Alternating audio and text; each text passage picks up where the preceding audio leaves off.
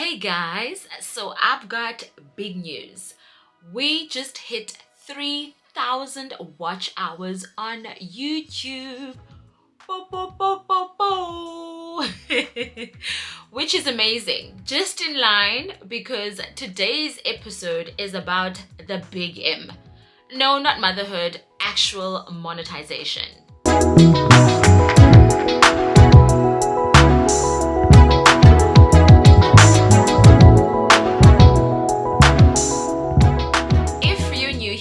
My name is Luando Joko Speliti, your mom of 3 and your YouTube growth go-to girl for tips and content planning. So we are in episode 2 of Grow With Me on YouTube series, and today we're going to talk about monetization. Right in time, because I just hit 3,000 watch hours and let me tell you, it wasn't planned. I didn't think I'd get here by the time I need to record this series. So stay tuned and find out how I did all of that. So let's talk about this milestone. 3,000 watch hours. Okay, so what does this mean?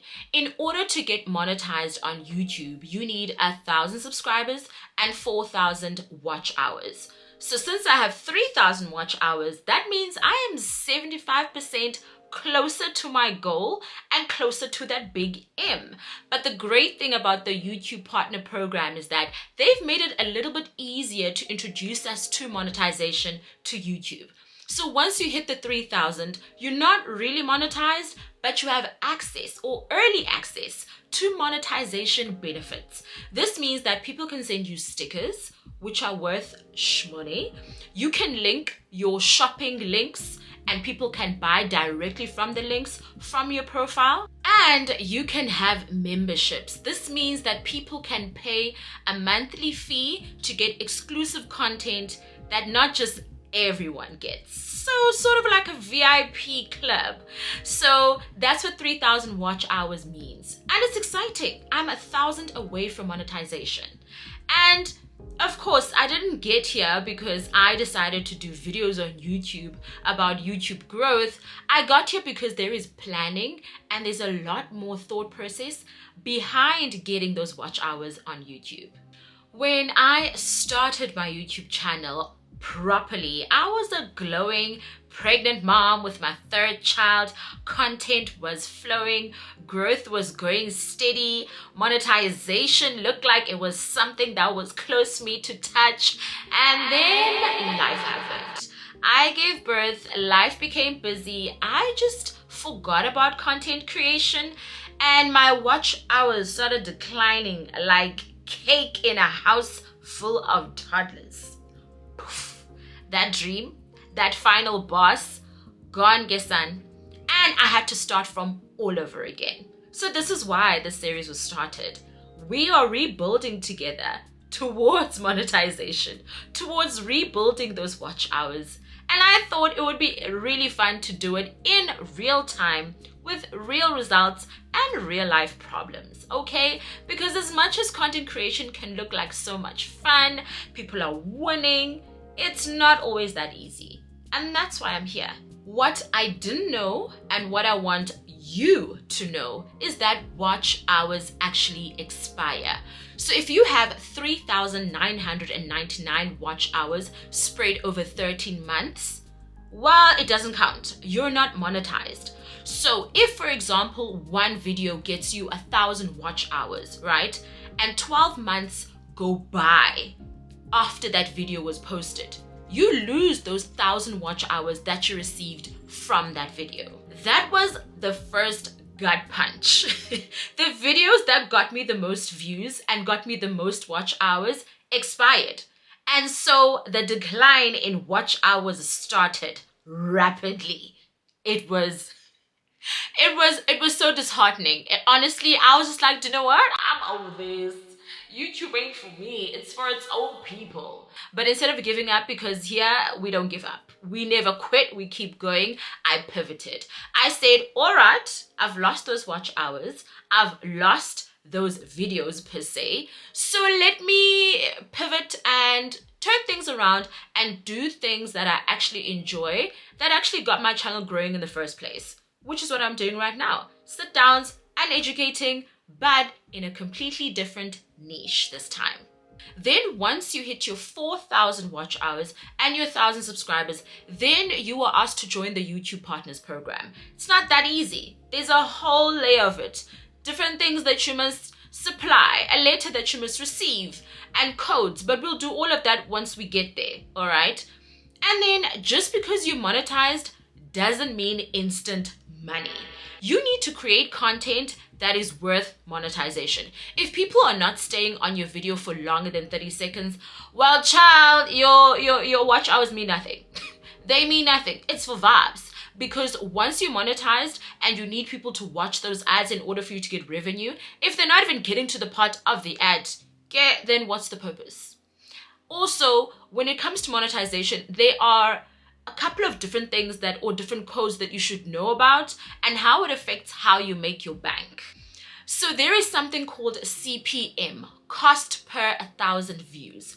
And this is determined by a number of factors. The country you're in, the niche, the type of niche that you're shooting, the type of content that you're making, the time of the year, and more. I've heard people who have 10,000 views on a video and literally make 100 Rand. Can you imagine? So there is a lot of layers when it comes to monetization. YouTube pays in consistency before it pays in cash. So if you're chasing monetization, but you're not making engaging videos that make people actually stay, it's going to hit you in the long run. All right, you're going to get your watch hours eventually, right? You're going to be invited to the YouTube Partners Program. We're going to be throwing balloons everywhere. We're going to be celebrating and dancing with you. But if people are not staying in your content long enough to get you that CPM, well, that's going to be a problem. So here's what I'm doing differently now that I know better. Let's call this my cheat sheet. She's been in the game for a while, so she kind of knows how things work. And this is what I'm doing and what I've been consistently doing in order to organically grow my channel. Number one, I batch record and schedule uploads. If I wait for motivation, it's never gonna happen. So I try to find the times that I have the most open time and I create 2 to 3 videos all at once. I also shoot 2 weeks in advance. So if you're watching one of my videos, it was shot 2 weeks ago, it was edited a week ago, and it was scheduled a week ago. Batch content creation and planning uploads and scheduling those is key to staying consistent. I treat every video like it's the one. Every single upload, every single time I put my camera on, my intention is that this could be the one that changes my life.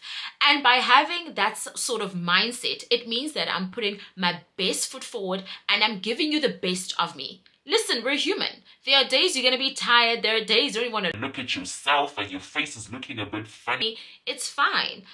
But push yourself in order to ensure that once that camera goes on, you're giving the best version of yourself and you're giving the best version of the type of content that you're sharing with us. I speak to my audience, not the algorithm, actual people. Yes, the algorithm is important in order to get your videos seen and all those type of, little things and what is it called? SEOs, optimization, no. But I create videos with heart. So if my audience or my subscribers have a certain question or a topic or something they need me to dive into, I will follow through more on that than about the algorithm. Because at the end of the day, if I create videos that my audience actually loves, then the algorithm and optimization comes after, because YouTube is all about engagement and how long people stay in your video. So let's leave all the stats and let's start speaking to the people that you want to be part of your channel. I study my analytics, not obsessively, but enough to check where the drop-off is, where people lose interest. Should my intro video be longer or shorter? Should I say this? Anywhere that I see that there is a spike or a decline in my videos, I try and tune it and change it up the next time. But again, this is me, saucy, sassy girl. I do things a bit differently. Sometimes what I think could not have worked in that video will work in the next video, solely based on the type of topic that it is. So don't obsess over it, but just be aware. If I'm blabbing and I'm trying to find words in my head, it's time to stop talking. Girl, like we had enough. Just making an example, the more videos you create, the more aware you'll be of yourself, and you'll know, even when you're editing, where you fall off and start losing concentration is when your audience is losing concentration. So cut it. You don't need to say everything. You don't need to add everything that you shoot. Cut. Okay? Because your analytics will tell you when people start losing interest in your videos. And lastly, I use community features. Posts, polls, pinned comments in your videos. When you first start doing it, listen, it's gonna be crickets. Sometimes nobody even responds. Sometimes you get 2 reactions, sometimes 1 comment.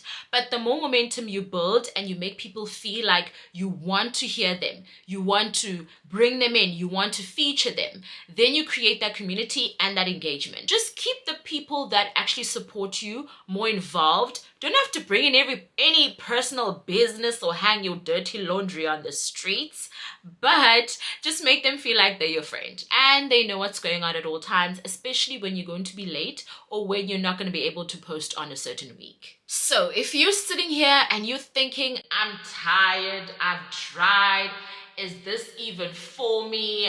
Don't worry, I am you, you are me. Your value doesn't start at 1,000 subscribers or at 4,000 watch hours. Your value starts the minute you hit that upload. All right? Your value starts in your planning. Your value starts in whatever it is that you're bringing to the table that is of value to someone else. That is what makes you who you are. Leave all the analytics, leave all of the algorithm, leave all the little things, tidbits that YouTube requires from you, and actually start appreciating the gift and the talent that you have. I'm here speaking about monetization. I'm not even monetized yet, but I know that it's not the end goal. It's a milestone to hit, because as much as if I do and when I hit monetization, my channel doesn't end there. The planning continues, the growth continues.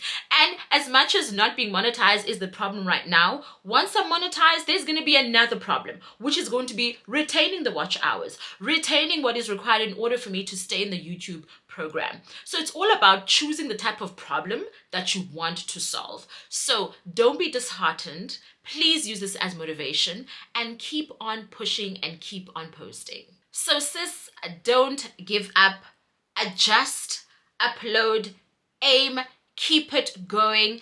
And if you are in this and you want to continue, please comment aiming down below and stay tuned for episode 3. It's going to be exciting every Wednesdays. Let's glow up and grow up together on YouTube. See you soon. Bye.